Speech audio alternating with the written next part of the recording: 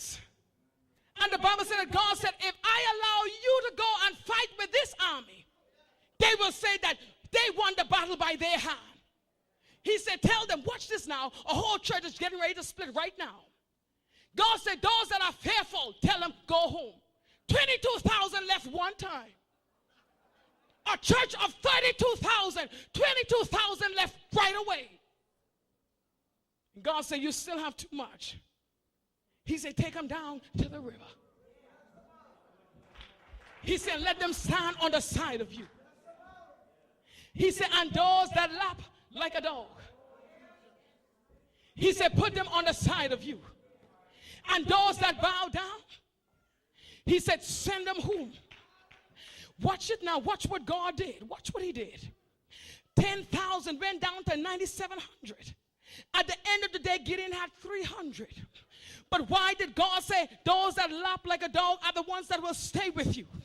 Because a dog lap and he looks. He is vigilant of his environment.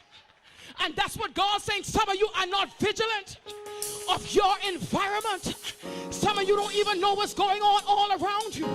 Which means I may look like I'm going down, but honey, I'm still standing. Or tell somebody, I'm still standing. My head may be bent, but my feet is still planted. I may rock, I may lean, but I'm still. Or tell somebody, I'm still standing. You got to be careful how you treat folks. Because the same prostitute out there, it will be an evangelist eventually.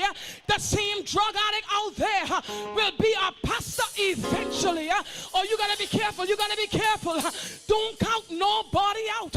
Because that can be the next boss, the next prime minister of this Bahama land. Or come on, give God the praise in here.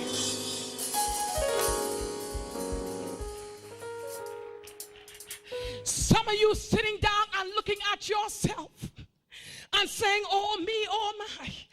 But honey, what God want to do, he want to give you a spirit of expectation, a spirit of expectancy, that if nobody believed that God called you, you got to believe that God called you himself, which means if nobody else go, I'm going. If nobody else feel like this is God, I know this is God. If nobody senses his presence, I'm going to sense his presence. And even though I don't feel like lifting my hand, I know because he's been good to me, I'm going to lift my hands and give him praise. Even though I don't feel like saying thank you, Lord, when I look back over my life and see where you brought me from, if it had